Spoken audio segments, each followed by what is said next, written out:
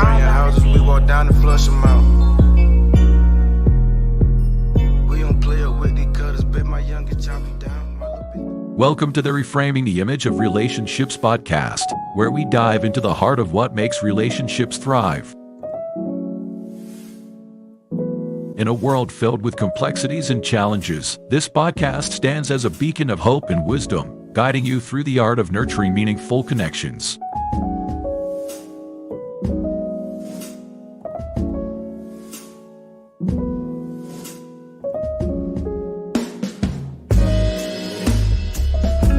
Our discussions are more than mere conversations. They're a roadmap to healthier, more fulfilling relationships. Whether you're seeking to deepen your understanding of love, improve communication with your loved ones, or find guidance in times of relational turmoil, this podcast offers a fresh, faith-centered approach to facing these challenges together.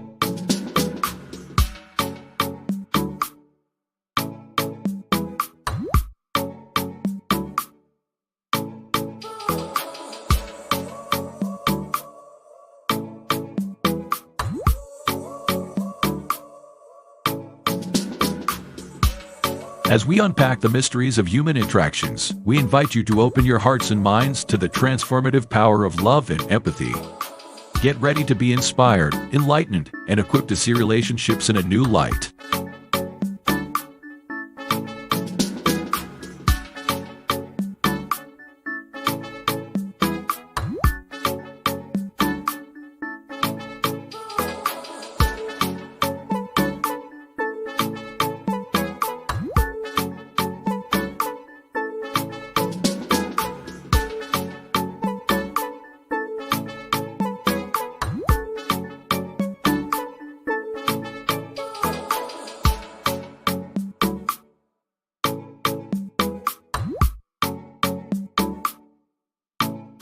And now, to guide you through this journey of discovery, please welcome your host, a visionary leader and a true catalyst for change, Dwayne Dwyer, but we affectionately know him as the Mindset Coach.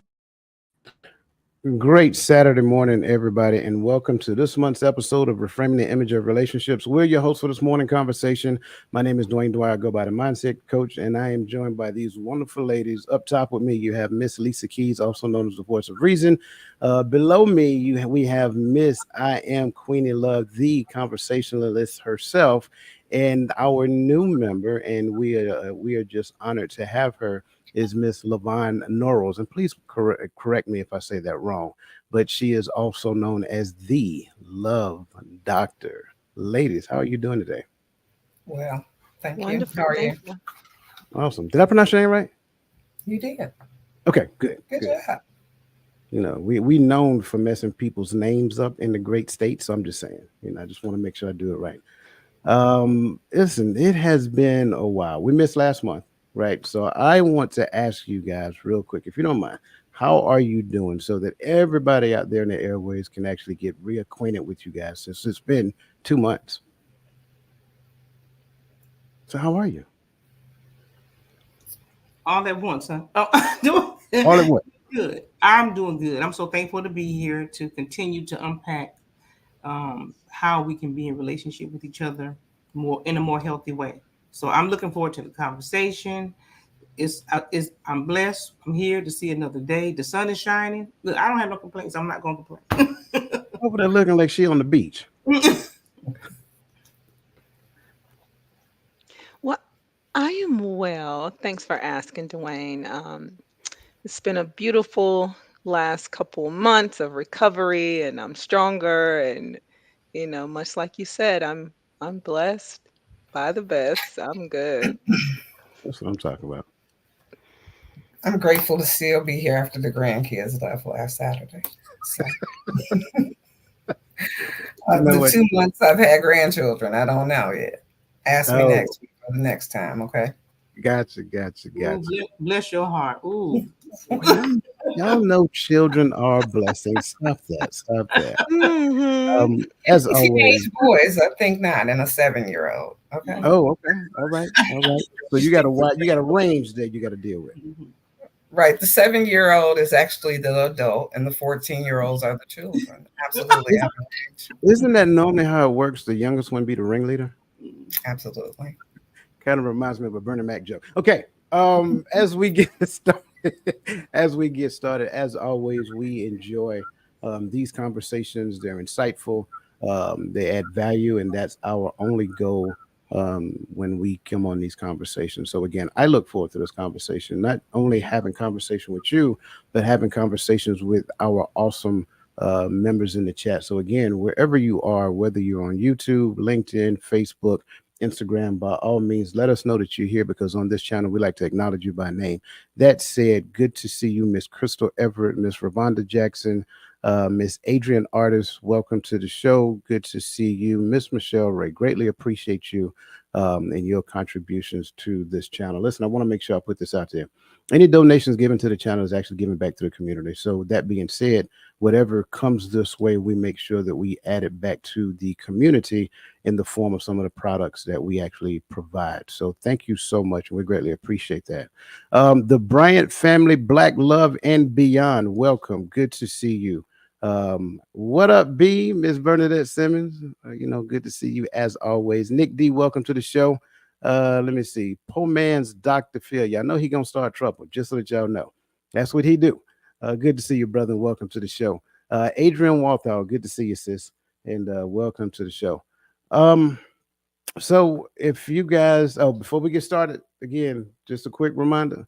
Soon to air in the month of September 21st, correct me if I'm wrong, will be the first premiere, the first episode of the Hearts of Women podcast, hosted by that young lady over there. So Miss Lisa Key, she will be driving a train behind that, and I get to hang out in the chats and be a nobody. Loving it.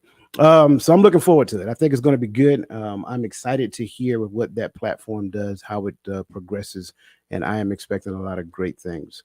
So make sure that we show up and support. Make sure that we spread the word because, again, we like to make sure that we look at everything from all different perspectives, hence the channel's name. Ms. Verlene McCoy, good to see you and welcome to the show. So unless anybody have any other points that they want to make before we get started? No? Everybody good? Everybody ready? I just want to say that I'm excited about this Hearts of Women. I'm excited about it, and I'm going to be working on it. And I'm calling, I'm call a few people, and we're gonna talk about this. So I'm preparing myself for this. I'm excited. Just wanted to say that. Uh-oh, sounds like she's making her list and checking it twice, y'all. Y'all better get ready for the phone calls. All right, yeah, I'm excited as well. Okay, so let's kind of get this conversation started. Have you ever wondered why some relationships thrive while others struggle to stay afloat? Why is it that some couples seem to effortlessly navigate life's challenges while others are torn apart by them?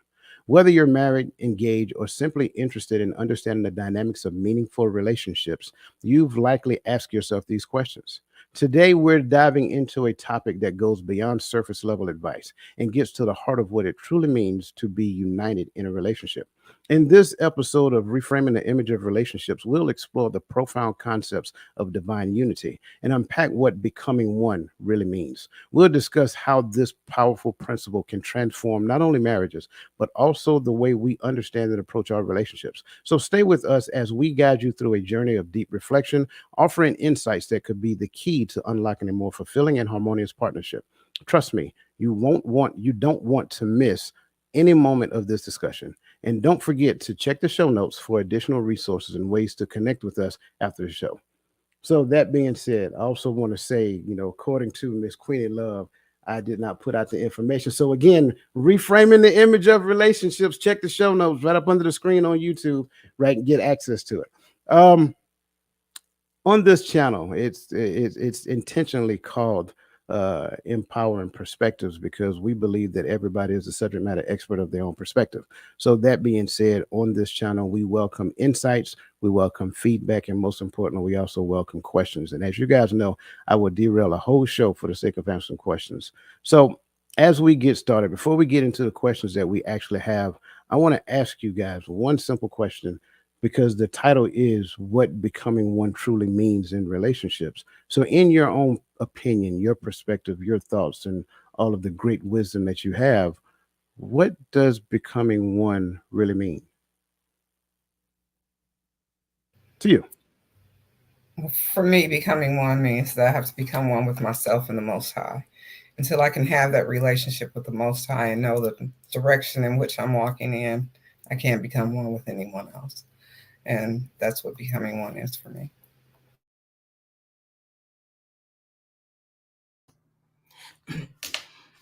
I agree with Dr. Love. I agree with her, and I also want to say that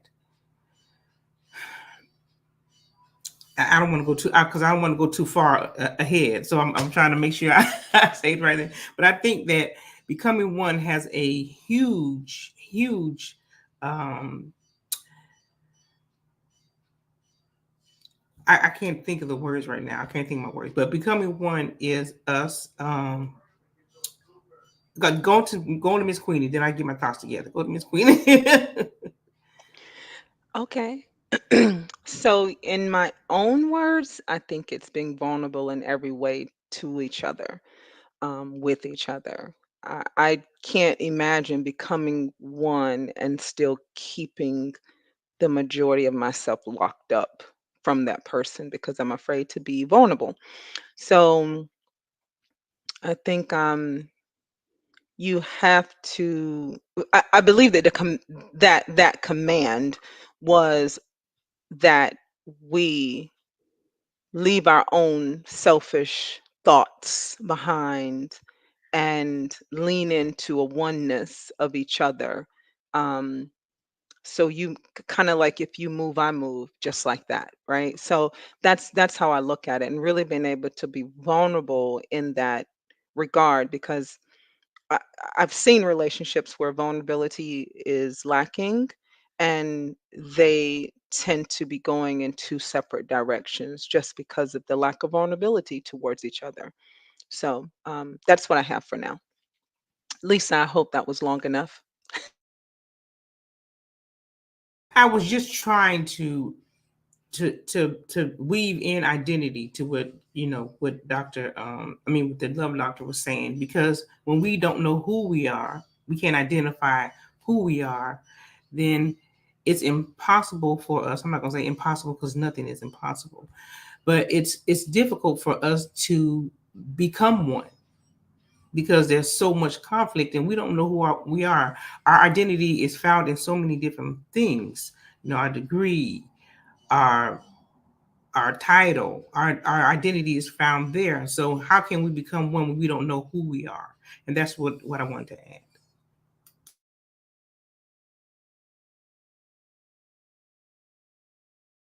It don't work unless you come off of mute. We ain't gonna do this today, me and you. I'm just saying. Okay. So yeah, I am going to hold my response on that. I kind of gave my response last night. And it sounded a lot like a combination of what the love doctor and the voice of reason said. Um, but I agree wholeheartedly with everything. I'm 100% locked in because if you go by what the love doctor said first and then tie in what Lisa said, and then that gets me to what Queenie said. But the issue is a lot of time we try to do what Queenie said without understanding what Lisa said because we never do what the love doctor said. And I think that becomes one of the biggest struggles as it pertains to relationships. So I wanted to start there before we dive into the foundation of unity, simply because that to me kind of catapults everything. So the question that I want to start off really this conversation with is how does the concept of leaving one's family, father and mother, to form a new union with a spouse lay the groundwork for unity in marriage?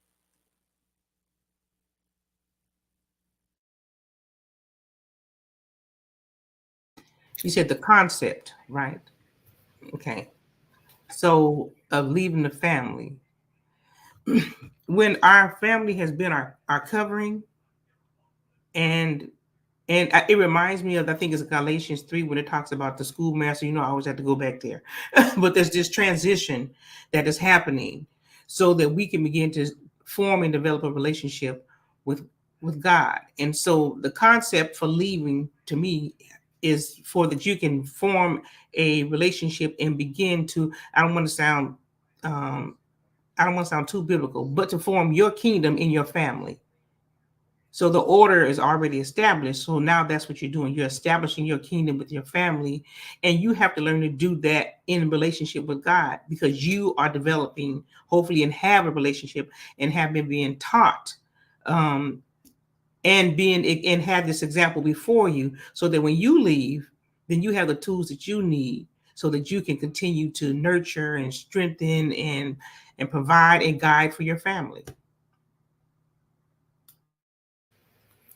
We often say it's levels to this, right? So I thought about how you have to leave your parents. They've given you everything that they can give you at this point, and you move on to the next thing. And so I don't look at it necessarily as leaving your family behind, but more so going into a new union with someone and having a new family, which creates a larger community or a larger unity.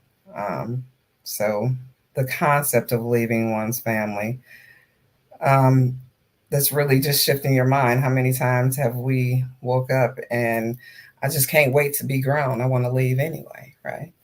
So going through that as a child and wanting to leave, this is one way that you can, right? I agree with the ladies. Also, I'll add though, whenever you break that down, um, Dwayne, you say the concept of leaving one's family, form a new union with a spouse. How does it lay the groundwork, right? Well, it creates it's you and me, right? It's just an us type of situation. And we know that it's difficult to serve two masters, right? It's just really hard to have two homes whenever you are trying to trying to reestablish or get established. So you do have to forsake. I like that word. You have to forsake those. And I don't mean disown, you know, unlike, I don't mean any of that. I mean, you have to forsake so that you can focus on, and I like to even add what you've already learned, right? Whether it's good, bad, or indifferent, you take those things and you go over here, and now you create your own foundation so that you can build your marriage, build your family, build your new life. But you take the things that God has blessed you to have already learned, whether it's through observation or life experience itself, you put those over here and you start to build. So you forsake all others, you forsake all of this other stuff over here while you're focusing on building up a foundation to place your family on. So yeah, I just think those are some of the things that's you asked about the concept. I think that's what the concept entails. I love it. I greatly appreciate those perspectives, and this is the main reason why last night I did not want to give a solution to the conversation we had when we were talking, because the solution is actually found in its entirety in this conversation, right? Um, and I agree with one of the things. If I can go back to kind of like paint a progressive picture, in our formative years, we are given an identity by our parents, right? And make no mistake about it, it takes both parents to form a healthy identity. And so as we're progressing, as the parents are training and teaching, there are certain things that they're teaching.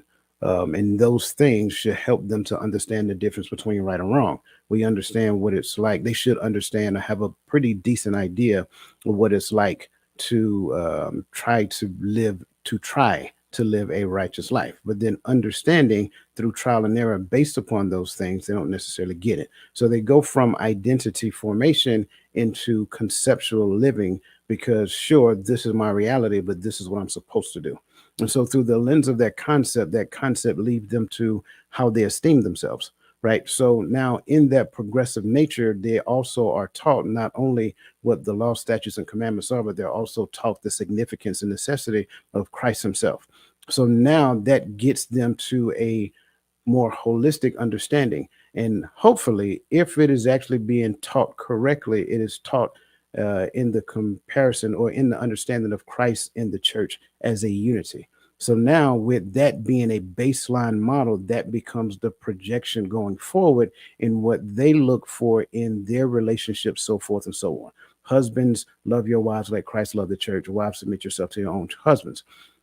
So moving forward now, leaving my mama and my daddy who taught me all these things, who I greatly appreciate and love dearly, I leave them, and like Queenie said, I don't cast them aside and throw them in the sea of forgetfulness. No, there is, like the love doctor said, there are layers to this thing now, right? So my spouse is that's right there. I'm connected. We are joined at the hip. We are striving to become one. Mama, I love you, but you gotta, my wife comes first now, right? The wife, like, daddy, I love you, but my husband comes first now. So that's kind of like what that means, and continuing and adding to what they're saying. So in that progressive nature, we should have a healthy idea of what unity in marriage looks like, because we understand how the scriptures build you up to understand the necessity for Christ and the church, and vice versa. So that's why I love this concept. Now, I want to kind of go back, because y'all know how I like to do. Um, in the midst of, and I want to ask, in your opinions, where does the concept get distorted? How has concepts overall been distorted in the space of family, unity, whatever the case may be? And we're not repeating last night. We just want to kind of give a comparison and a clear understanding. Can you can you ask can you ask that one more time? Because I missed last night's conversation, so I don't have that to influence. Shame But on you. Still love you though. To your question, where has over the years the concept of marriage been distorted? I mean, that's a loaded question. Uh, the concept of marriage has been distorted in several ways because the construct of marriage was established for different reasons, right? So we can go biblically, or we can just go kingdom wise, right? With no biblical influence at all. So the construct of marriage was established for survival, right? Now, it has definitely evolved over time. And I think individually we make marriage become what we choose, or either what we've been influenced to believe, or whatever. Wherever you've gotten your perspective or your concepts of marriage or your influence of marriage, that's why people choose to get married now. There's a lot of people that also choose not to. However, I think what has begun to influence the change and evolution in the way that we see it now is because everyone oftentimes are individualized. They're not codependent or interdependent. They are individual and very selfish and self-centered, and everyone is about their own need, their own gain. So here's where a lot of us have caught trouble is in marriage. And this is, I have a lot to say and I'm gonna try to just wait. But, when we start talking about husbands love your wives, and, wives submit to your husbands, and there's a lot there that we add in, but we're not doing what the full instruction calls for, right? So when we ask that question, there's a lot of things that has influenced change, and I will start with individualize has influenced change. Our own selfishness that shows up. The reasons why we get married has influenced change.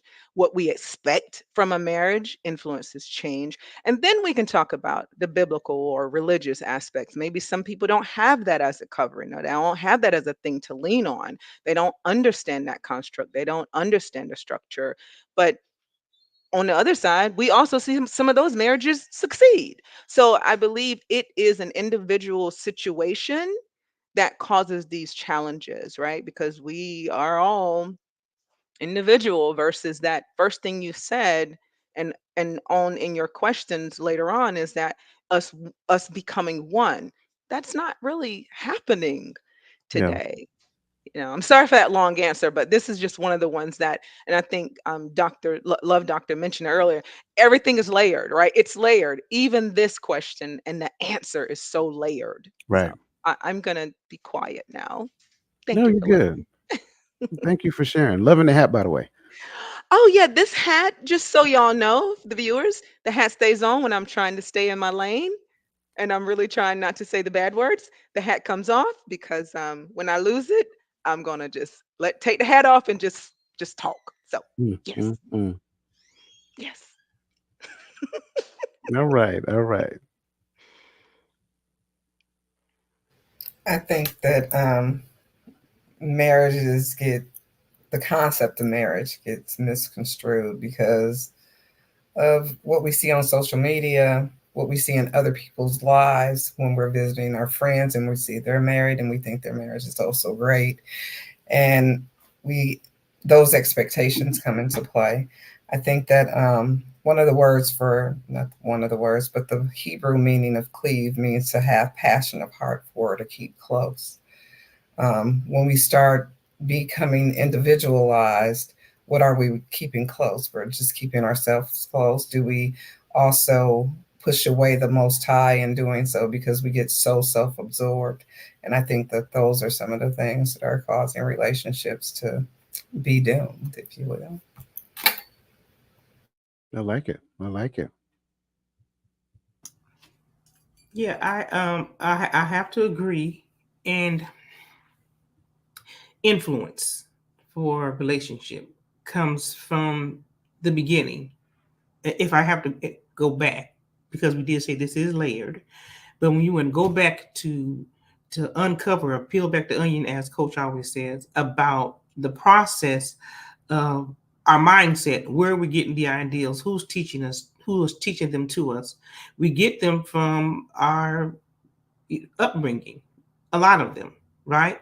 And then we leave, and then we understand that something may be a little bit different from what we were taught or exampled, and then we see other ideals or influences that will sway the way that we used to believe.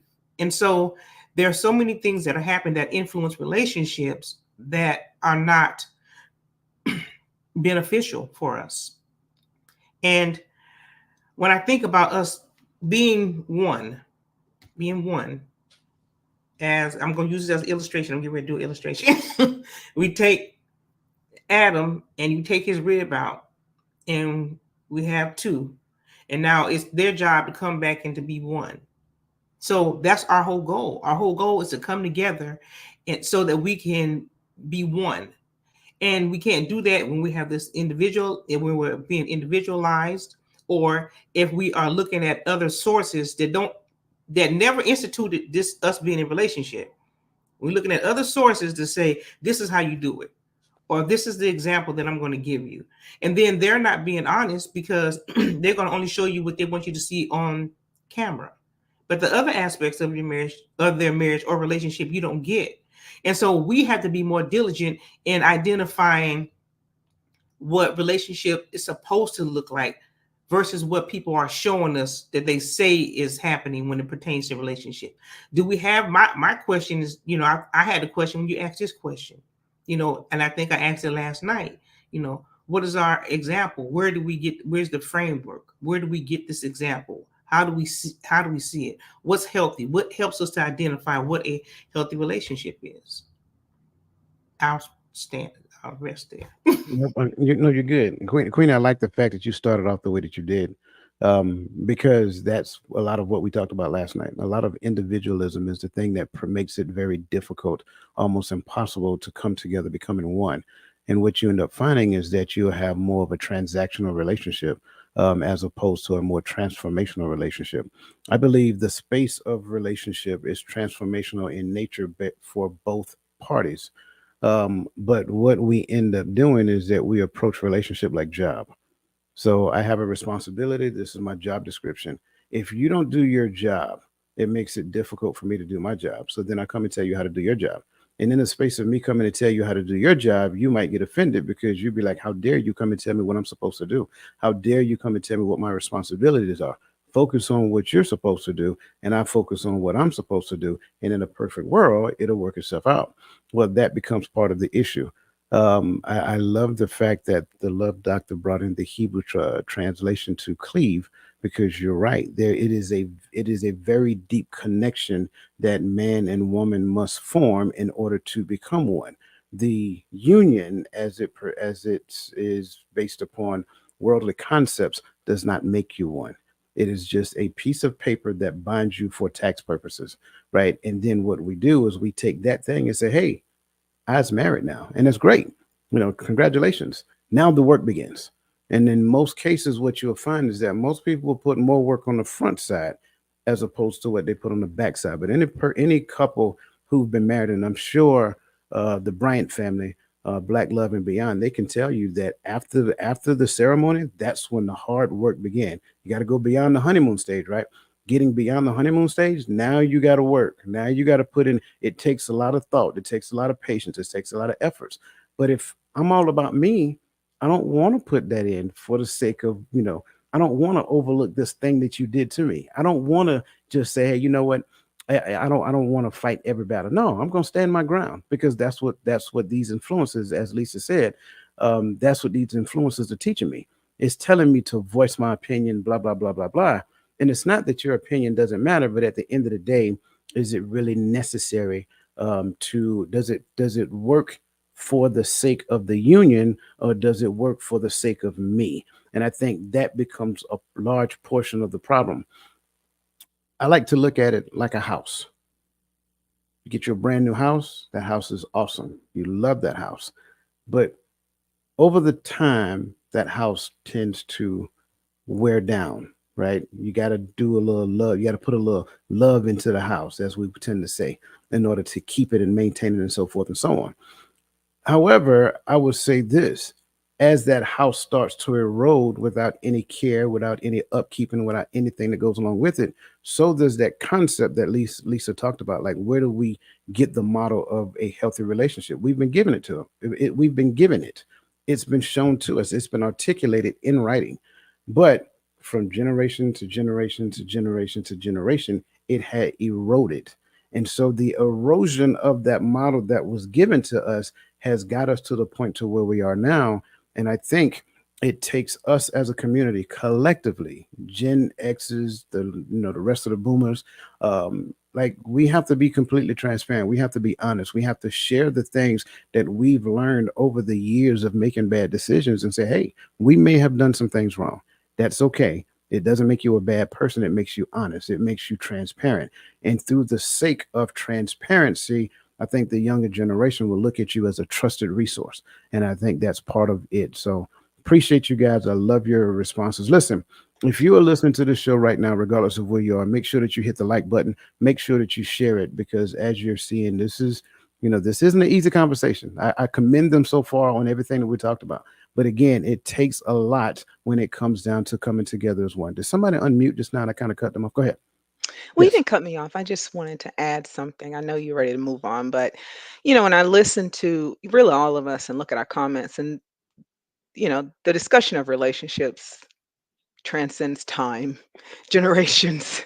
Um, but if we're honest and we all just kind of think back to when we were growing up, how many of us actually saw marriages, like not one, but I mean just a multitude of marriages that were working, that we knew were working? I mean, how many times did we ever hear, husbands or wives sit around and even speak positively about their marriages?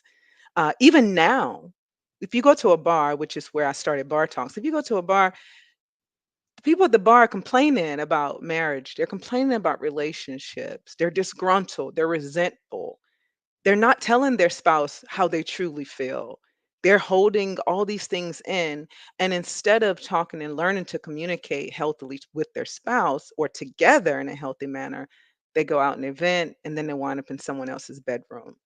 And these are the problems that we're facing. So while we may talk about a foundation, I think it's very important for us to really talk to couples, people about the real true things that they struggle with in the relationship. Because when you are faced with this, if you've never heard a conversation about it, naturally you're going to lean over here and see social media because that's where they're talking. That's who's talking about it openly, whether it's toxic or not. They're talking about it. And if you do enough clicks, your algorithm is going to justify what you're feeling, what you're experiencing. But I believe that we do not talk and share the things with each other so that we know what's really going on. Because guess what? Our kids grow up watching us date or not date, be miserable or not be miserable, be disappointed by a partner, not be disappointed, quiet couples living in homes together. The kids have no idea what's going on, and then suddenly they're in the middle of a divorce. They never see the family have an argument and know how to mend it. This is the stuff our children are growing up in, this dysfunction. And we are all to blame for that, not somebody else. Nope, because we have an opportunity to do something different. And we can sit on here and we can talk about this, but how do we show up in our actual relationships? How do we really show up in our actual lives, in our dating spaces, our marriage space? These are the conversations that I think are missing from social media and from our neighborhoods and from our churches. All right, I'm off my soapbox, you all. Thank you for listening. You know what? So Yes, I sir. agree. I agree. Doggone it. No, I agree. And the other side of your question is that how many failed relationships have they seen? And believe it or not, you could be husband and wife with children, and that relationship failed. It's a traumatic experience for that child, and then they go into their life with that traumatic experience as a foundation of their understanding of what relationships look like. And now you say that, well, this is, and I'm just being transparent, even because let's be real, church folk get divorced too. Just tell you the truth. So you taught me all these things growing up, but then you get a divorce. Like mom, dad, it didn't necessarily work. So why would I follow that? I get it. But it's not that didn't work. It's just that maybe mom and dad didn't necessarily work. Maybe mom and dad made a decision prematurely before they understood what they were getting into. And I think we have to always go back to that as an understanding. The decision that you make without information will actually have a result that you're going to have to deal with at a later point in time. So it's our responsibility to arm our children, to arm the younger generation with the proper information so that they can make better informed decisions than what some of us made in the earlier times. So I think that is also one of the most important conversations to have, because that lays the foundation of what that looks like going forward. I agree, we can hang out and talk about, all of the things, that didn't work, but why not talk about the thing that actually works? You know what I'm saying? Why not talk about what the creator has set in place for us? And if we actually follow his instructions, then we might understand that that is the way. That's the process to what it looks like moving forward. Let me pause right there because I think me and you have been hogging the mic, and I want to make sure I give Lisa and Levon. Yeah, you got your hat on today. I got you. Give Lisa and Levon some mic time. I really totally agree with everything both you and Queenie has stated, especially because I think that the dating, the courting, those phases in life were important as I seen growing up. No, I haven't seen many marriages where they were blissful, but I do have one that I think stood the test of time, and that's my grandparents. And so, although I don't look at my relationships in that way, I think that they took the time to date, because I remember as a kid seeing them date. And I remember when it became courting because they were looking at homes together. So they had the conversations, I believe, in order to get them to that level. And I think that we're missing greatly on those conversations in order to make a decision of alignment, because it boils down to, do I really align with this person? And of course, I'm guilty of it too. I jumped into relationships and, oh, that wasn't for me, and made a bad decision. But I don't go into the next relationship taking that baggage, though.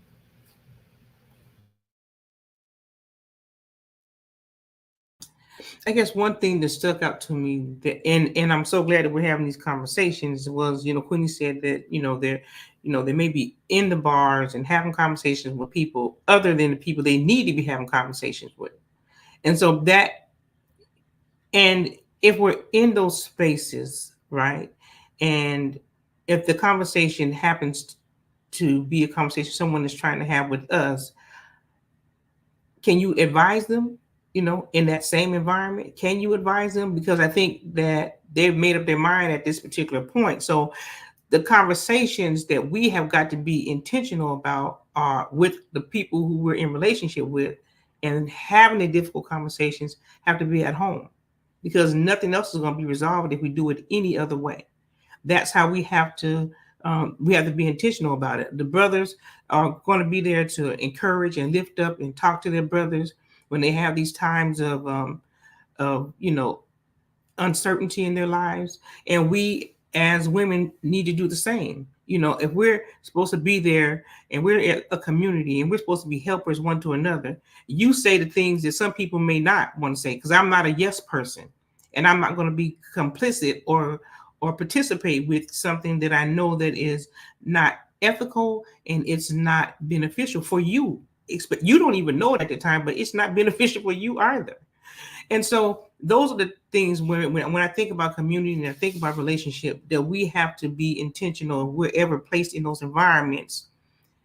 And God gives us the opportunity to speak to them and encourage them, that we should. And that's all I had to add. Yeah, I like that, and I'm agreeing. I think as parents, and I'll start there. As parents, we need to develop a good, healthy relationship with our children, so that as they get older, they view us as trusted advisors. But that kind of segues us into the next question.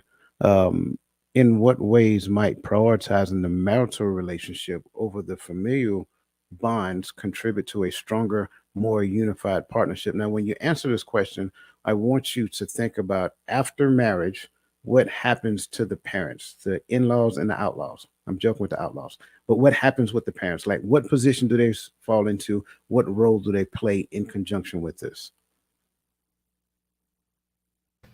I hope they play a role of keeping their mouth shut. But that's beside the point. I'm just keeping it a buck. My grandfather said, hey, if you spend 99% of your time minding your own business and the other 1% of your time leaving everybody else's alone, you'll be productive. And I believe in that. Okay. Um, but in all actuality, I could appreciate some information from elders or something. But as far as unifying with a partner, I think that the focus and the energy needs to be put directly into the relationship in order for it to build, to contribute, excuse me, to a stronger unified partnership.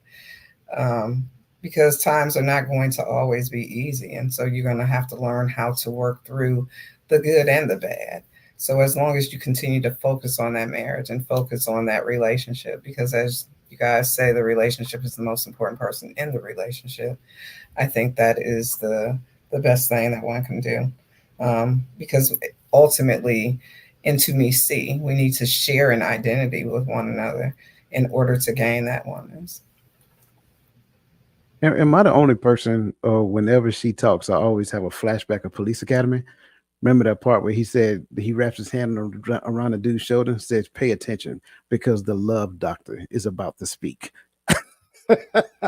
I'm sorry. I love it. But You I do. always got jokes, right? I do. I'm sorry. And I like that, even though it was said and she said it's so serious but funny. Um, we are when our children leave, you know, they've already seen an example that we've given them. We had the opportunity already to raise them up. We can't go back and do it again. And so then you have to be their advisor if they seek advice from you. Other than that, my job is I'm going to be prayerful. I'm going to speak positive every opportunity that I get. And I'm going to continue to when you come to me for advice, I want to be there to give you the advice. My daughter even told me, we had a conversation, and she was like, "Well, Mom, you didn't do this when I was younger, you know." And I said, because you got a different version of me. You know, I was younger. I was 19 when I had her, and a young wife and a young mother. And I said, and there's so many things that I learned along the way. And I said, and I didn't do everything right. So I had to go back and have a conversation with her, because I wanted her to understand that I'm available to for you to give you to be here. I'm here for you if you want the advice, but I'm not going to force it on you. And I'm going to listen to what you're saying, and we're going to have these conversations, because my goal is that you will have a healthier outcome in life, because of some of the experiences that I didn't know, but now I do know, and I can share them with you. You don't have to repeat the same thing over. Now I know I didn't do it all right, but I can tell you right now, it's much better than it was, when I first had you. So I just pray for me. I want the young people in our generation that are coming up now, and us. It's not their responsibility, but it's our responsibility to say, listen, I didn't necessarily do this right, but I'm here if you want advice from me now. Um, and because I know when I hear them talk, because I have a slew of nieces and nephews, when I hear them have conversations, they are interesting, and they are very vocal about some of the things they experienced growing up, and those are opportunities that we can go back and have conversations. Wow, that was great. I definitely agree with both of you ladies. I'm just going to break this down a little bit differently though. Um, God knows I do remember my daddy telling me when we got married, he's like, "Look, if y'all can't do right by each other, y'all need to leave each other. Don't beat my daughter. Don't put your," you know, that was his words. And other than that, y'all won't hear from me. He wasn't going to meddle. But one thing I knew for sure was that if it came down to us becoming physical, obviously he knew. He knew human nature, and he knew that this was possible. And it gave me that warning. It gave me a warning about physical, and it gave me a warning about money. And he told me those are the things that tear up a marriage. And so I mean, he also included infidelity, but those are the two major things that would tear up a marriage and cause contentment and resentment. And he left it alone after that. But when I think about this question, um, there was a time, and I can't remember where I read this, that when you got married, you focused on your family like for a year or two. You didn't even work. You just focused on your family, on building your family. I cannot remember where I read that at, but Deuteronomy, okay. I know it's at 28, I think. And there you go. Got my church hat on today, y'all. All right. Thank you, Sister Lisa. I appreciate you. But I know that there was a time that that was the instruction, and I better understand why this was necessary to do this. So at the end of your question, you use the word unified partnership, Dwayne. And if we just break down those two words, unified simply means brought together, combined, and united. And then partnership is an agreement to cooperate and advance mutual interests. They share the responsibility. So, in order for you to do that and do it right, you cannot also be committed to other family relationships in the same manner. You have to turn to each other and make a full commitment that this is what we're doing. However, I think what happens is some people go into the marriage with that mindset and other people don't. And so now you have divided people from the start that are walking down the aisle together. So I think if we begin to really, if we're speaking unified partnership, we're talking about marriage, we're talking about differentiating between your now bond with your new person and the bond that you have with your family. I think we have to teach what that really looks like so people understand the concept and they can adopt it and change it up a little bit if they want to work for them because there is no one cookie cutter way. But first, it is the being brought together. And then the second thing is in agreement. And now you walk in that together agreement. But I don't think we're doing that. But I think it's important, if we want these relationships to work, we walk in agreement together. What we had with our family was what we had with our family. But you got to turn over here and take real intentional time to build a strong relationship so that when the ways of the world come up against you, you can stand. Otherwise, you're going to fall. I love it. So you must have your heels and your church fan at the same time. Because girl, you was on one today. I'm joking, but I'm serious. Like I like the fact that you went and broke down the term unified partnership because I am totally in agreement. And I like the fact that the Bryant family said it provides a framework. Absolutely. Absolutely. Agreed 100%. As they say in these social media streets, no lies detected, right? This and I love the fact. Actually, I'm loving what everybody says, and love Doctor. I like how you came in, like mind your business. But here's the business that I believe they need to mind. When my child get married, I become a trusted advisor.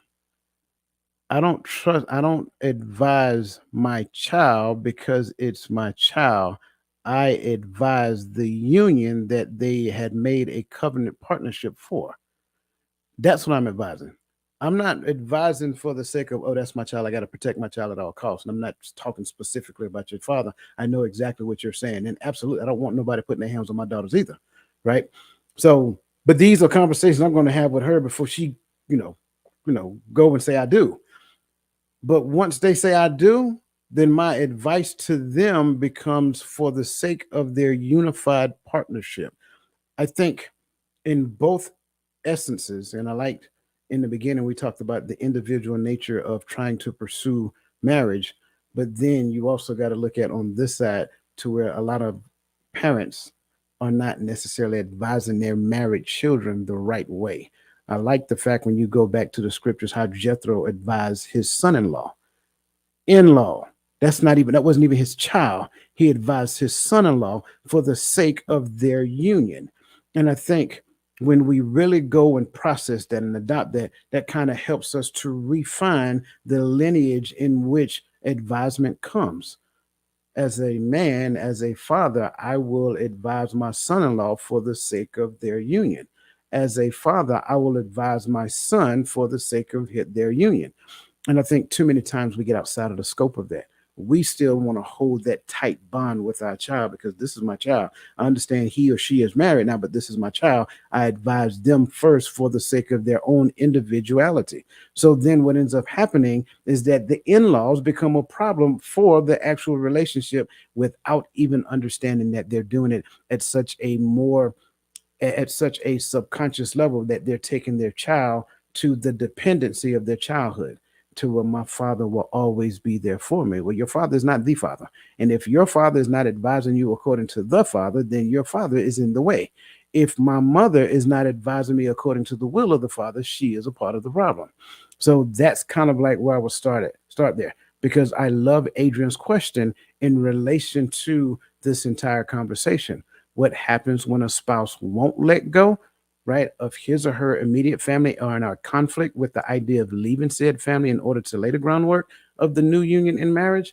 I wouldn't just leave it at just the spouse. I would also tie it to the parents as well, because some parents struggle with letting go of their child.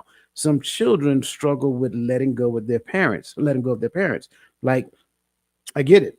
My daughter is a daddy's girl. And so at the end of the day, sometimes daddies, we got to make sure that we're being honest and transparent and say, hey, I can appreciate the tie that you and I have. We can have conversation, but I would never have individual conversation that goes against the unity that you agreed to do. That's your covenant. And so when I advise erroneously, now I'm in error, not just with you, but with my father. When the child struggles to let go, they have already violated what the scripture says. When the child has submitted herself to her father and have not submitted to her own husband, well, you got to realize you're submitting to somebody else's husband, even though that husband was your father. So that becomes the thing. So when we don't actually understand these things. We don't understand how to prioritize these relationships according to what the scripture is demanding. We now put ourselves in error. I want to pause there so that you guys can respond, reject, or respond to Adrian's question, whichever way you want to go with it. Well, I totally agree with what you said, Coach, because I had an issue at first when my son got married. Um, I didn't particularly care for the young lady. But then I had to take a step back and say, this is not my relationship. And so I moved myself away from it, where when my son or my daughter in law called, I'm like, you're not going to put me in the middle of this thing that you decided to go out and entertain.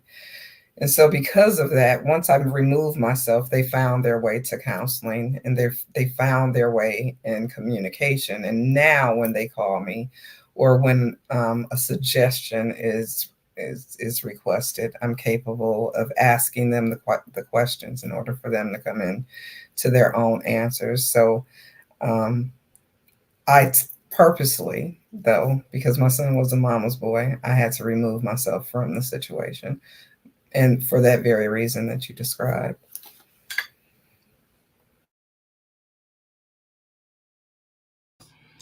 I think about I think one time you gave an illustration, Coach, about the significance of the father giving his daughter away in the ceremony.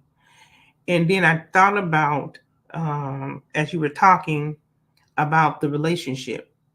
So the relationship with the newly married couple, the relationship with the parents and their role, and the relationship that we all have with the father, because he's already given us instructions. And so the instructions were given to us, and all of us should adhere to them if we want if we desire for ourselves and for our children, the next generation who are entered into a marriage, to have a healthy relationship. We're the advisors by the advice that we get from the father, and they come to us for that advice, not anything personal, because at this particular point, you're not an individual. You're not my daughter. You're not my son. I'm not trying to, disown my children, but I'm saying, but you belong to God. In your relationship, you have to develop with Him, just as I had to. And so when I was listening to it, I was like, wow, there's so many times that has not happened, or we have not conceptualized, our children moving on and becoming and entering into a relationship, and how that should look. Are we talking to them about it? Are we having a conversation to help them to transition into their next phase of life? And so I think that's where these conversations are so important, because there's so many things that get uncovered and unpacked as we're having these discussions. And so the most important person in a relationship is God, for the parents and for their children who just newly married. And it's our responsibility to adhere to the instructions that He's given us so that they can have a healthy life. And that does not, when I say healthy life, does not always mean that there's not going to be any trials and tribulations, because the Word of God tells us, I think it's John 16:33, and it's where we will have trials and tribulations, but be of good cheer, for I have overcome the world. So they're going to experience some things. And guess what? We can't enable them. We got to step back and let them experience the same way that we had to experience it. Amen. And amen. So, one, I will say, y'all, I am so thankful that my father gave me that advice. Because not only did he give me good marital advice after having 40 years in the marriage game, but he also gave me good spiritual guidance. And he was the one person I trusted that I could get it from, because he was going to give it not just to me, but he was going to give it to my spouse straight. And we needed that. So I was thankful for that. And I think that when we find people that are walking out the life that they can teach and they can pour wisdom into us, I think we need to sit at their feet. And so I was thankful for that. But I wanted to address the question that Adrian did put up. Y'all know I come from a psychological background, so I'm always gonna ask this question: what is the spouse's attachment style? Because some of that has a lot to do with the attachment style of that spouse. So I'm not gonna put religion into it. I ain't going to put the body of Christ in it. I'm just going to say straight up, the attachment style of this spouse is likely the reason why they're having a hard time detaching from their parents. So if you understand the detachment style, that may also help you to know what to work on if you go to marriage counseling, because that's going to be likely why there's an issue with that person holding on to the ideology of leave your family and just come over here and be with this one. That's tough for certain attachment styles when they grow up a particular way, and understanding their trauma, understanding all of that background. And I say this because, again, I come from a psychological background of looking at things. So I believe, Adrian, if you are still here, from a non spiritual space, from a non-religious space, I would like for you to better understand that person's attachment style, so that if you decide to go and get counseling, you all can work on working around that attachment style, because that's probably what the real challenge is. And also understanding what trauma they might have gone through that now causes them to have a real issue with leaving, the concept of leaving, because what really could be surfacing is a fear of abandonment or feeling like they are abandoning.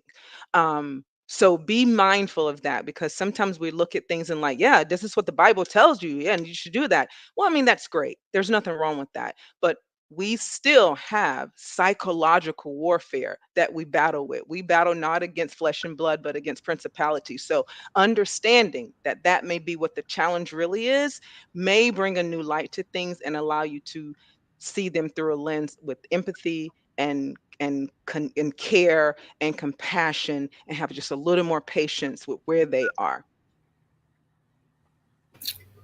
Just really I quick. so I'm sorry. Go ahead. no. Go ahead. You first. So I didn't technically answer the question, but I did. So it says the spouse won't let go of his or her family. I forced my son to let go. That's why I removed myself, because of my own biases. And I'm a single mom. I don't know how to tell my son how to be a man, what he's supposed to do with his wife, and all I can lead him to is the scripture. And still, he has to make his own decision. So this is a question that I have read 5 times sitting here, and I don't think I still would do anything wrong or different, should I say? Prospectively thinking from a psychological and spiritual perspective combined, I cannot be responsible for the things that you have not fixed in your life. That's where I will start, right? Because the minute that I become responsible for it, I become responsible for it for the rest of my life. My commitment, ideally, right? The covenant I made is with the Father. She is the beneficiary of it, and vice versa. So it is my responsibility to fix me. I can't hold her responsible for fixing me. We can have conversations about it. She can understand what I'm working on, and she can exercise patience and empathy. Like you said, I agree 100%. And I'm not saying, and this is not totally void of what you're saying. It's not a, it's not a, it's not a totally different idea. It's just a repackaging of the same thing to show that even though when we go to, and I'll call it academia, because in the midst of, my background, I say it that way. In the midst of my background, what we'll find is that psychology and spirituality is not a separate entity. What you'll find is that a lot of times academia wants to separate it, especially depending upon your field of study. However, in most fields of study, because you are a three-part being, it can't be separated. Therefore, when we separate it, what we're doing is causing a divide, and we're separating these people through the lens of empathy and care by separating that person from their creator. But I can't separate, I should not, me personally, I should not separate you from your creator. As a part of the agreement, we become accountability partners, right? And I love what Levon is saying. She made the hard decision for her son based upon the agreement that he made with the Most High. I think poor man Dr. Phil said it in the chat. I advise according to the statutes, not my thoughts, not how I feel about it, not any of those things. I have a responsibility. We all have responsibilities. So they're not totally separate entities. When I separate it, and again, I'm not saying anything totally opposite of what you're saying. This is like a different way of saying the same thing, right? But for those people who don't believe, absolutely spot on, right? For people who do believe, okay, here is a more holistic way of seeing it. Because ideally, if there is an attachment concern, right, when we start talking about attachment styles, it doesn't affect, it not only affects my inability to let go of my parents for the sake of my relationship, it also affected the spouse and how I connected with them. So it's not just a one way street. This is a more holistic thing. It also affects my finances. It also affects jobs. It affects everything. So I'm agreeing with the attachment style, but it doesn't end here. It goes all the way throughout the entire ecosystem of the person. And if we try to solve a problem by creating another problem, we create a bigger problem. That's why I say when spouses, when they become responsible for what another spouse is going through, and then they make the adjustment for the spouse so that the spouse can continue to do it, you have now become a enabler. And becoming an enabler creates more of a problem than what you had in the beginning. Go ahead, Lisa. or God. So I would just add, because I guess when I hear attachment styles, I hear we still have to go back to the beginning. Where did these attachments come from? They came from our foundation. It came from our teaching. It came from our peers. It came from the different things that we learned. And so Nick D said in the chat that there's a lot of pre-work that we have to do. So the conversations that we have to have with each other before we even try to join ourselves is why we're having all this conflict and confusion, because nobody's doing the work. Nobody is taking the time to say, well, this is what's going on inside of me. And before I try to join my life with someone, I want to make sure that I'm okay. I can't dump this on anyone. Yeah, when we come together and some situations arise, then we can work on those things together. But even if something comes up and we're in a relationship and we're having a conversation with our significant other, we can still do the work. It's not absence of one another. It's that it just means that I have to do the work on me still. And I can't make it someone else's problem. I have to continue to, and they're there to support you. They're there to be with you. But the word of God says, cast your cares on me, for I care for you. I can't put all this on you, because what happens is you're going to have this big old giant container on your back and it's going to weigh you down. And that's not the purpose of us coming together to be in relationship. For me, my thoughts, that's my thoughts. So when I go back and I hear um the different things that we say in these environments, I try to be very mindful, because everything has to start somewhere, I guess. And so we can't separate the two. We have to continue to combine them together and work on them, and then unpack everything and come back together in a more healthy, holistic mindset. If I can just say this, Sure. I do agree. I just want to make sure that what I said doesn't get convoluted or misconstrued. Um, I 100% stand 10 toes down on attachment style. Hmm. And my reason is because people go through things. Um, and it shows up in their lives, and it shows up in how they manage their lives. And if you're married to a person that has gone through those things, we cannot dismiss that. That is real. And although it is for them to carry, it's a privilege for us to understand what's going on with that person. Sure. Um, Maybe we should have learned it long before we got married to them, but sometimes people hide those things because they're not comfortable with that reality. But instead of just expecting people to be exactly where we are, because that's just not how it is, I think we should understand where people are. And I personally try to meet people where they are versus just expecting you to have arrived. And I love the fact that we're suggesting pre-work, because oftentimes in relationships we don't do enough pre-work, but we still go down the aisle. And that's the reality. So as much as we can say, well, that's not what's happening. We're not doing that. We're not. The nature of man is not doing that. We are running straight into whatever it is that we want to get into. But how do we manage that once we're in it? Do we be dismissive of a person's problems? No. I don't even put it back on you. It's just like, okay, this is an issue that's impacting all of us. So while we're in therapy, let's make sure that that's being taken care of over there because it is impacting. And if we're talking about someone leaving their family and cleaving to their spouse and they're having a conflict, it is important to understand why that's a challenge. Maybe that's not their belief. Mhm. So again, if we don't understand where a person is at, we're putting things on people that is unrealistic because it's not where they are. First thing is, how did we get here? Because they can easily challenge, well, why is that your thought?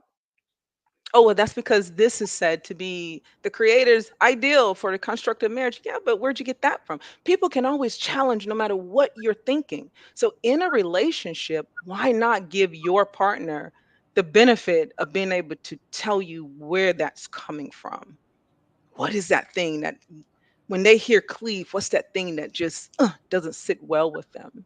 It's important to know that. And I stand on that. So I get what you're saying, Dwayne. I don't think that you would necessarily, if you're disagreeing with me, that's fine too. But I'm going to stand 10 toes down on how people operate. There's a message that they're telling you. And we can put the Bible on it, we can put scripture all day, but there's a message that they're telling you in the flesh that they are dealing with. And I think it is only fair for us to deal with that as it comes. So I don't think anything you said was outside of what I said. That's the best part about it. Like, I didn't say dismiss, never was a word I used. I didn't say reject, I didn't say omit, I didn't say any of those things. But what I talked about was responsibility. I can't. Let me say it like this. I'll go back to the working scenario. Okay. And I use the working scenario simply as an analogy, but it's not a complete holistic analogy based upon what we're talking about.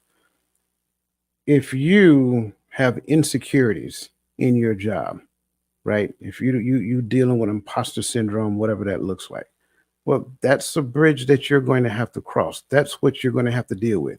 You signed the contract. You have a relationship with you and your company. It's kind of like the old Bernie Mac saying, right? I have a contract betwixt me and you that says you do what I tell you to do. Therefore, right? So your insecurities is your responsibility. That does not say as a coworker, I won't listen to you. That does not say as a coworker, we can't have healthy conversation to give you ways to overcome that. I think sometimes what we hear a lot of times when messages come across, we hear a thing as an absolute, right? It says, because I believe instead of the Bible, I am absolutely void and totally disassociated with anybody who does not read the Bible. That's not a true statement, nor is that an accurate statement.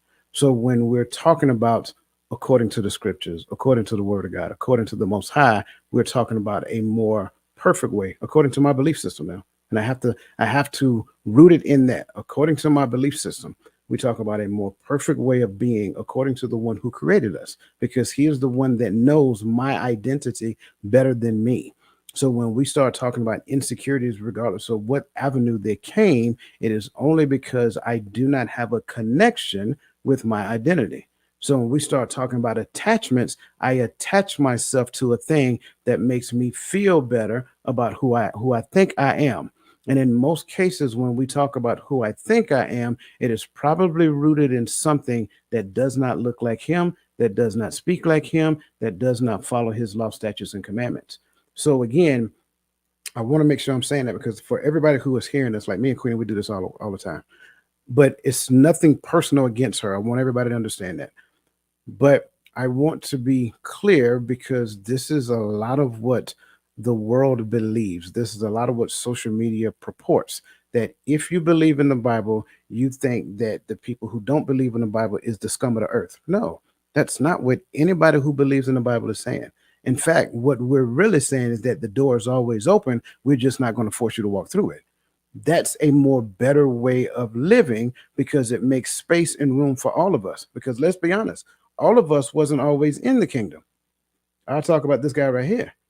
There's some things I did years ago. Like you looking at me right now, like that ain't the same person. You're right, it ain't the same person.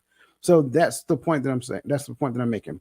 When it comes down to the space of relationship, it's not that we don't have honest conversation. It's not that we're not transparent. It's not that we don't understand what a person is dealing with. It's not that we don't empathize with their situation. It's not that we don't have patience in their situation. It's just that when it comes down to understanding what empathy is all about, I don't own it. And that's the space that we all must be in the space of interpersonal connection. I'm sorry, I think Lisa Lavon was about to say something. Nope. You're good? Okay. Put your hat back on, Queenie. Put your hat back. All right. Great question, Adrian, as always. Let's jump down to spiritual and emotional dimensions of becoming one. I think we probably got time for one question here. How does a focus on spiritual and emotional connection in marriage enhance the unity that goes beyond the physical bond?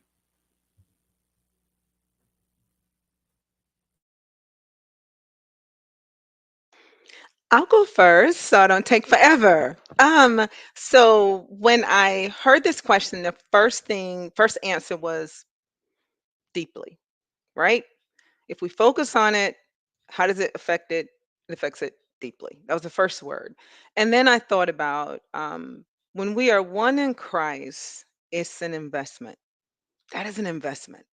And one in marriage should be an equal investment, right? So I also shared that spiritually connection to me means simply an emotional investment. And here's my example of that. I thought about when people are, you mentioned, like if you grow up, you're in the church, and then suddenly you break away because something has happened, or you've learned something different, or whatever. But you like, you know what? I'm not doing this anymore. You are emotionally devastated when you have to walk away from church. It is emotional when you walk away from religion. It is emotional when you say, I'm not going to be believing in God or Christ or this or that. It is an emotional overload that you go through. And when I think about the absence of that and how emotional we become, it lets me know 100% that it is an emotional investment whenever we are in relationship spiritually. And it should be the same when we are in relationship with our partner, our spouse, whatever name you want to put that under. So that enhances the unity between a couple, non physically, but emotionally, mentally, spiritually. Every part inside of you becomes connected and rooted and grounded and familiar to the other. That's all.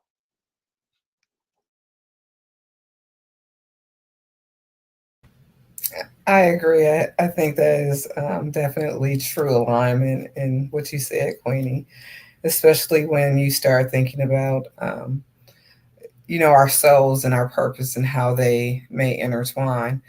I remember having a conversation, a couple weeks ago, maybe even last week, where, without purpose and without one having a purpose, it's hard for another person to come in and be submissive and fall into alignment because there is no spiritual or emotional connection.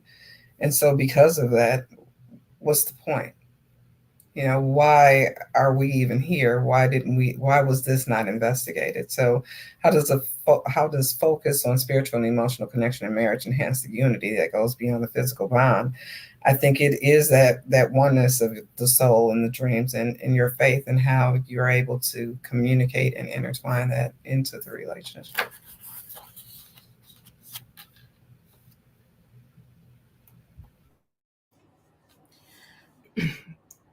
I think the friendship is the most beautiful aspect of being in a relationship, in connection.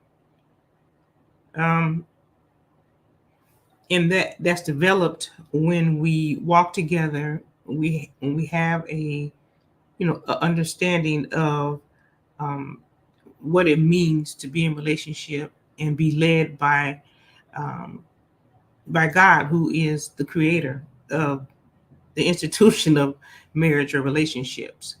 And when we have a understanding of that, and we understand our emotions, because our emotions, we always talk about emotional intelligence, right?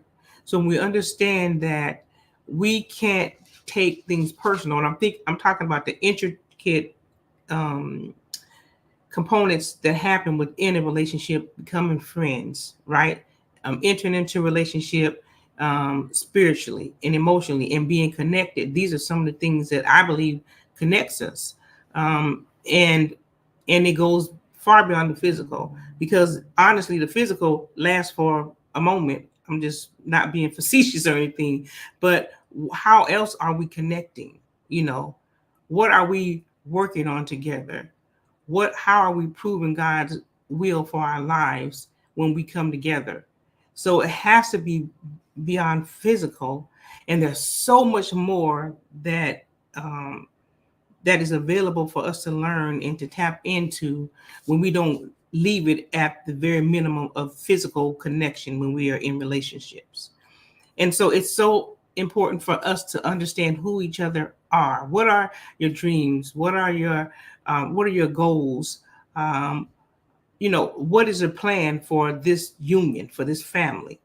And so those things are important because they bring us together closely and we cleave to each other. That's a part, I think, of us cleaving. The vision is a part of us cleaving together, and understanding what we want as we're walking together. Not that we have all the answers, because we're learning en route a lot of times, but I believe that those are some of the things that bond us together. I love all y'all, but y'all being nice. Um, when we look at the how factor, I'm going back to what the love doctor said earlier. This is a layered thing.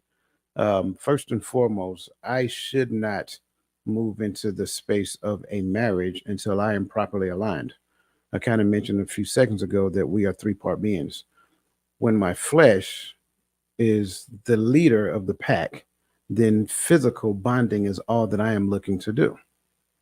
It is what it is. Therefore, my emotions will make every decision that governs my life moving forward.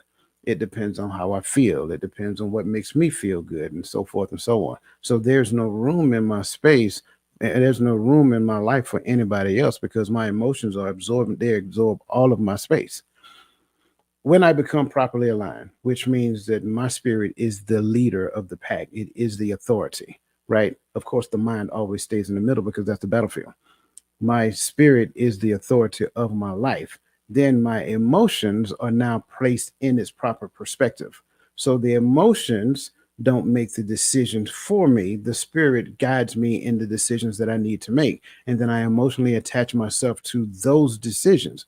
Well, those are more creative in nature because ideally, in the space of partnership, the Bible tells you clearly that two are better than one. So when it comes down to the how, again, if my flesh is making this decisions, then it's all about the physical bonding. I can't even see anything beyond that. You might be a great conversationalist. You may have all the compassion in the world. You may be a very sweet and nice person. Sounds great, means nothing to me. Because the physical is all I'm looking for at that moment because my flesh is leading the rail. Like, I tend to say it like this. When I am when I am not properly aligned, my emotions will show up. My emotions will show up at the level of my ego. So my ego becomes the decision. Like when my ego is bruised, my emotions show up. But when my spirit is the authority, like my ego doesn't really matter. Like you can be completely honest, transparent, all of that great stuff with me. And even if you say, hey, you are wrong, I'd be like, how so? Help me to understand where's the details behind that? Where's the evidence to support this thing? Because I'm open to the fact that I'm wrong, but don't just tell me I'm wrong. Tell me where I'm wrong at so I can fix it. So as we look at this work that I have to do in me, because again, I can't make that your responsibility. When I look at this work that I have to do in me, once I do that work, that now makes me available for closer connection. In the space of availability for closer connection, now it's not the physical that I focus on. Sure, I know, we kind of got everybody has personal preference, and I'm not taking that away. I want to put that out there before we go any further. Personal preference is a thing. Everybody has their personal preference. And I'm not ever saying that anybody is wrong for their personal preference. However, what happens beyond the personal preference? Where do I get to the point to where there is a more deeper, authentic connection that reveals this thing that we call intimacy? And I'm not talking about intimacy as the world think about it. I'm talking about intimacy from the perspective of that bond that we're talking about as it equates to becoming one. Because the only way I can get to that bond to where we can become one is when I don't think that I am above everybody in this relationship. If I think I'm the most important person in this relationship, there is no becoming one until you unify under me according to my will, as I say. However, comma, when I let the spirit be the deciding factor, we understand what happens under that. The spirit becomes the deciding factor because he himself is wanting to do the will of the Father. Therefore, when he does the will of the Father, we get in alignment with the Father's will. When we get in alignment with the Father's will, then he directs how it's supposed to be, not me. And so I think in the space of how now we get to the space, we get to the point of understanding how to actually do it. And I think, if I'm being honest, a lot of us want connection before we get to the point of doing the work that we need to do in ourselves so that connection can be honest and authentic. I have a question, sir. Can I ask it? Absolutely. So this question here says, how does a focus on spiritual and emotional connection in a marriage or relationship, right, enhance? So my question to you is, what is your perspective on, or not in perspective, but what is your description of what an emotional connection looks like as it relates to this question? So, as it comes to the fact, but as it relates to emotional connections, obviously, and I think I talked about this what two weeks ago on Coach's Corner. Emotions for us fall into three, and when I say us, I mean everybody. It falls into three progressively expressive categories. You have a subjective interpretation of reality, you have a physiological response, and then you have the expression. So when it comes down to number one, physical bond, right? The subjective response is based upon my interpretation of what I see or what I am trying to feel. You guys can read between the lines. I don't have to be specific about that. That causes a physiological response. Again, you can read between the lines. I don't have to be expressive about that. And then the expression of that is based upon what I want. Okay. Going back to the spirit, it is all about what the will of the Father is now because that's what he wants to do. Therefore, the emotional connection identifies you as more than just your outer garment. It identifies you as a child of the Most High. It identifies you at the level of who He created you to be. It identifies what it looked like going back. I think, Lisa, you talked about Adam and Eve and the rib, where the Most High took the rib out of Adam, right? It identifies what coming one, and I like to use the image of the yin and the yin and the yang to describe that because you have a perfect circle that is made of two separate parts. But when you separate those parts, it's not a circle. It doesn't even roll, to be honest with you. Put them together, it's a mantle of perfection. So it identifies you as being an authentic part of me that I actually need for the sake of fulfilling the will based upon the what he called me to do. So that spiritual connection, that emotional connection that you're asking about now is all about number one, serving him, and number one, serving him by honoring you as my bride or vice versa. Okay. I would like to hear the ladies if we have time, because this is a very interesting question. How does a focus, so that is us intentionality on spiritual and emotional connection. So first of all, we have to understand, right, our own perception of spiritual connection and emotional connection, right? But we're talking about two people and not just one. So how do two people, with their focus of spiritual and emotional connection, how does that enhance the unity between these two? How do we grow closer other than just having a physical bond? What are we building so that we can unify, right? So how do we grow spiritually together and emotionally together. And what does that look like knowing that we all come with two different sets of tools that we're using? So I would love to hear, because this is just an interesting question, because when I look at that, we use the word emotion here, Hmm. and I'll just love to hear, because emotional is a feel, is a thing, is like you said, an expression. So I'd love to hear what others feel when they're reading that. What does that really look like? When Because I when mean, you I see the answers. I love the answer that Michelle Ray um, she shared. But I'm just wondering, when we say the focus on spiritual and emotional connection, how does that enhance the unity in a marriage? when you Just say curious. two separate tools, what do you mean when you say that? Meaning that everyone comes with their own perspective of what spirituality looks like and emotional connection looks like. They're coming with their own bag and they're going to pour into this relationship. We're coming with a different set of tools, right? I may be this way as it relates to spiritually, emotionally. You may be that way as it relates to spiritually and emotionally. How do we take these things and pour them into our relationship and create or enhance a unit, more of a unified kind of connection within our relationship? I'm looking at it literally when this question is posted. So I'm just wondering what others, when you break it down like that, what others are thinking when they're, what does that look like for them? I'm sorry. I'll go ahead, because this, to me, we talked about this a few times, and I think we put it on the website, on the chat board. And I'm talking, when I'm speaking from it, I'm speaking from it from my perspective as a woman, okay, and as a possible, as a wife, we help mate. When I think about the emotional aspect of it, that's what I think about. I think about the helpmate, the aspects, because I wanted to look it up because I couldn't remember it by verbatim. But the aspects of supporting your partner, your partnership, being supportive in it, okay, helping provide emotional and practical support. Both parties can do that. Communication, be open and honest and communicate. It's essential in allowing both partners to express their needs so we can understand each other's needs and concerns. Understanding and empathy.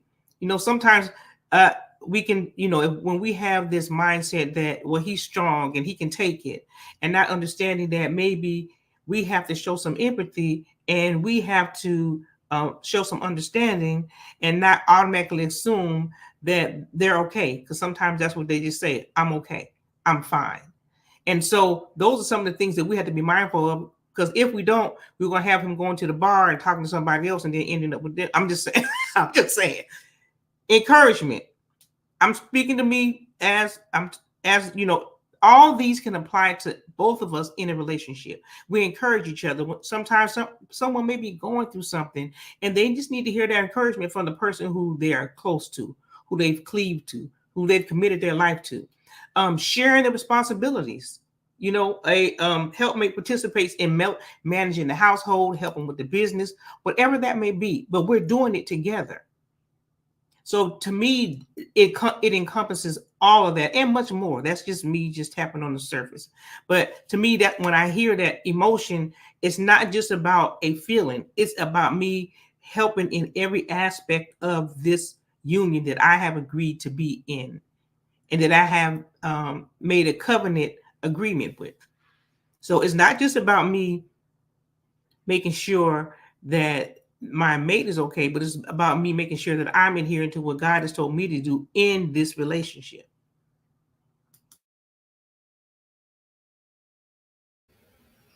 Well, there was a lot said, and how does it focus on spiritual and emotional connection in marriage enhance the unity that goes beyond? The very first thing that came to me when I read this question, and it keeps coming back to me, is the bridegroom and how Yahshua is the bridegroom, and having that oneness with the word, and how he loves the church. And if we consider ourselves that bridegroom and think back on that love and the respect and the resilience that that relationship brings about, I think that it covers the emotional connection, because it then brings about the happiness and the things that we so often seek outside of ourselves that we tend to find within ourselves in that moment. So that and again, not taking away from their responses. Sorry, wrong side. Not taking away from their responses, right? Um, this is why I talked about I must first get in line myself because my emotion does not supersede the spirit. That's why it's focused on spiritual and emotional connection, right? So once the spirit is in its proper authoritative place, then the emotions become a thing that I share with you. But until then, the emotions become the thing that I use to control you, manipulate you, do whatever that looks like. Because again, it has like when I'm improperly aligned, it's not about a deeper connection that a person would be concerned with. It's more so about a more controlling, manipulative connection. It's more so about, yeah, we in this, but like Janet Jackson said, what have you done for me lately?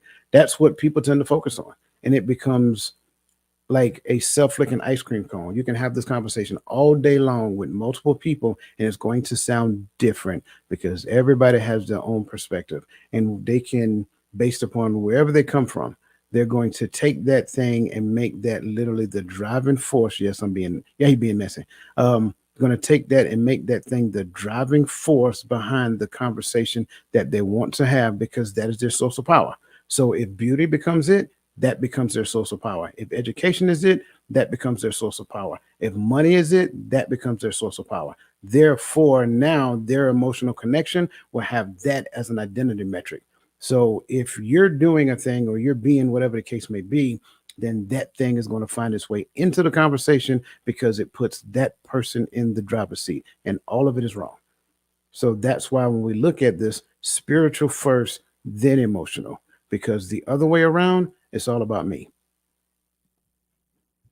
So you went back to individualism, right? When the emotions is over the spiritual, it is individualism. When the spiritual is over emotional, it becomes a more deeper connection that honors the Father according to His law, statutes, and commandments. Because I can't do it without the Spirit. I can try all day long, and I'm only kidding myself when I have people believe that. Yep, you got to, if you don't keep the commandments, you're going to hell. That sounds great, but at the end of the day, it's not me that does it. It's the Spirit that's in me that wills me to do it.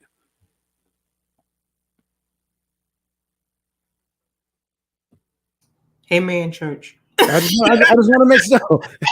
Hey, I think she didn't take her hat off, so I think we're good. I just wanted perspective. That's all. Yeah, yeah, no, you're good. And so, but here's the funny part about it. I'm glad you asked that because I promise you there's somebody out there who wanted to know. They had that thought. Like, okay, I'm not a perfect being. Baby, you ain't got to be perfect. He didn't call you to be perfect. He called you to be progressive through him. And that's the beautiful part of it. So, we can look at our own insecurities, whatever the case may be. But at the end of the day, I can't use that as a sounding board and hold you hostage to that for the rest of our lives. We have to grow and do better in that space. So there you have it. Listen, the hour is upon us. Man, this time went by fast. I greatly appreciate everybody. Yeah, I know you are. I greatly appreciate everybody who, like, I appreciate all of you on this panel. Quinny, I appreciate the hat. Bring it back. We need it. Um, everybody who is in the chats, whether regardless of what platform you're on, we appreciate you. We value you. Look in the show notes. Join us on a community because this is where we continue in conversations by questions and having a more complete response where everybody get to respond to. So please don't forget to join us there. But ideally, at this point, this is that bittersweet moment where it takes us to our final thoughts. And we're going to start off with the Love Doctor.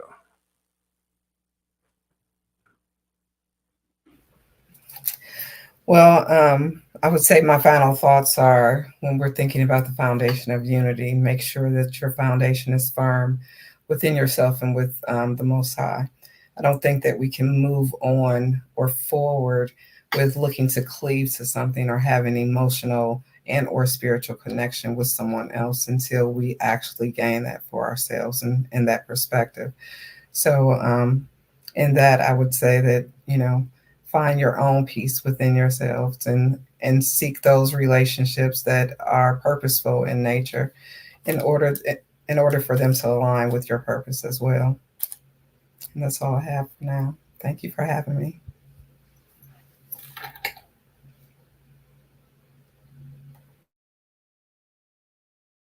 You're muted, Queenie. Thank you, sir. My final thoughts are to thine own self be true. No matter what, be true to you about who you are. And if you're growing in Christ, and even if you're not, be true to who you are and know that so that that person is honest when they show up in relationship. And I also will suggest when we're speaking about unity, find someone. If it's your partner, God knows him, that would be wonderful. Take the time to pray together, to study together, to worship together, to serve together, and do not be shameful in front of each other. Be vulnerable together. That's the only way that we're going to get past the challenges of this world when we are in partnership is holding one to another and being together. So thank you for the time. Thank you for allowing me to be here today, coach. I had a wonderful, wonderful experience.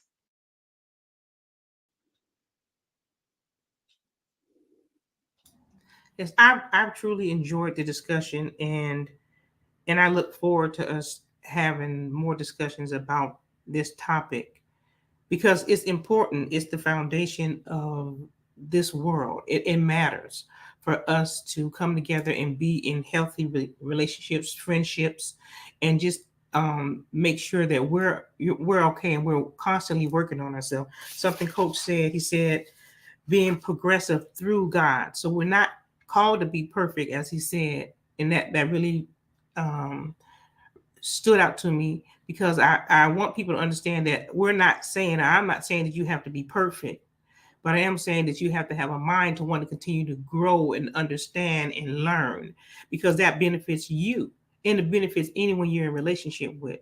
So when we're thinking about entering into a relationship, we have to be mindful. There is some work that we have to do. But that doesn't mean it stops when we join our lives with someone else. That means that we continue working and we continue to prove God's will for our lives and for the relationships that we're in because we want to be an example for those in our community around us and give them an example of what God intended for a relationship to look like. So thank you so much, and I appreciate this time.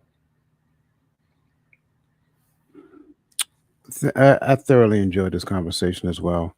If you guys were with us on TikTok, I can't remember what Sunday it was. We kind of talked about some things. We talked about Proverbs 31. We talked about Ephesians 5. And we kind of like articulated what a lot of that looks like moving forward.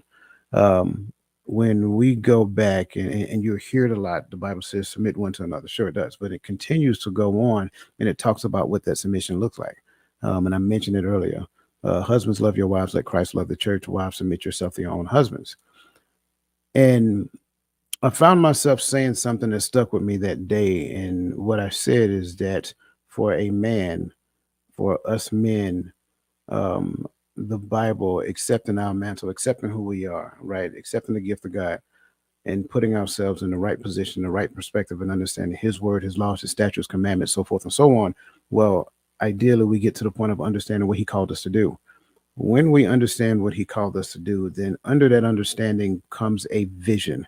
That vision becomes the selector of my bride. Therefore, it's not based upon the outward appearance. It's not based upon the ocular perspective. It's based upon her ability to help me. For her, the word gives her clarity so she can see whether or not I am pursuing Christ. Therefore, I can be exactly how Paul said in the scriptures, follow me as I follow Christ. So together, when we come together, we are actually to the point to where we are working together to do the thing that He called me to do because we are a partnership. This is the coming together as one. It's not me being more dominant over her, or anything of that nature. It's us understanding where she is best suited to do the things that I cannot do. If it is a calling that came to me from the Most High, it is bigger than me to do by myself. That's the space where we have to understand to where a lot of us, we might be just a little bit arrogant in our calling, thinking that we were called to do it by ourselves, right? Not only does it take the family unit to do the thing, it takes a community as well. because the family is the foundation of the community. So when you see communities struggling, look around. I promise you, you see families that are incomplete as well. So that's my point. I'm going to leave right there because this is going to be a continuing conversation moving on to next month. Um, Again, I greatly appreciate you guys. Again, check the show notes for your free download. Don't forget Tuesday evening at 7 p.m. Coach's Corner. Thank you, Crystal. Crystal's awesome. Crystal's just tearing it up in the chats. Thank you so much. I greatly appreciate you. I greatly appreciate everybody in the community because what I'm seeing now, based upon your willingness to help, is that we're coming together for the greater good of everybody.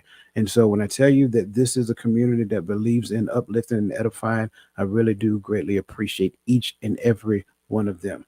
That being said, enjoy the rest of your day. Have a phenomenal weekend and let the best version of yourself be a blessing to somebody else.